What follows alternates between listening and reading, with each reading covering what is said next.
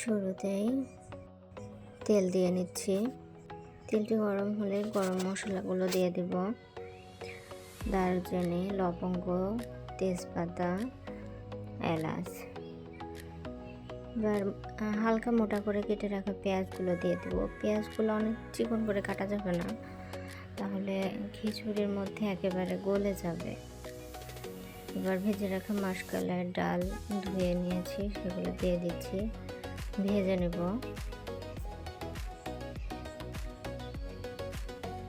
এই পর্যায়ে ডালটাকে ভালোভাবে ভাজতে হবে।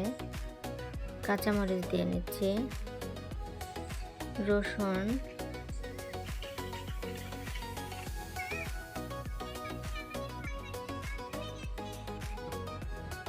মাসকলাই ডালে সাধারণত একটা অন্যরকম গন্ধ থাকে, মশলাগুলো ব্যবহার করতেই হবে। জিরা দিয়ে নিচ্ছে, আদা দিয়ে নিচ্ছে, আর রসুন যেহেতু আস্ত দিয়েছি সামান্য একটু রসুনও দিয়ে দিচ্ছি বাটার টেস্টটা ভালো আসার জন্য।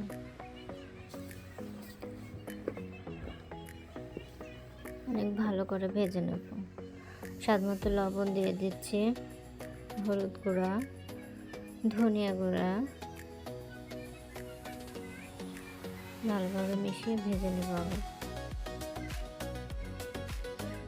ডালটা ভাজতে ভাজতে অনেক সুন্দর একটা ঘ্রাণ পাবেন। এই পর্যায়ে ধুয়ে রাখা ভাতের চাল, যেটা নর্মাল, সেটাই দিয়ে দিচ্ছি। এর মধ্যে কোনো পোলাও চাল বা অন্য কোনো চাল নেই। চাল সহ এবার সুন্দর করে ভেজে নেব।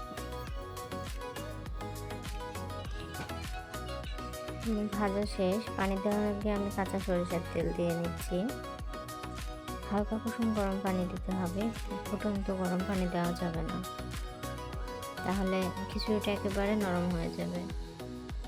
পরিমাণ মতো পানি দিয়ে নেড়ে দিচ্ছি।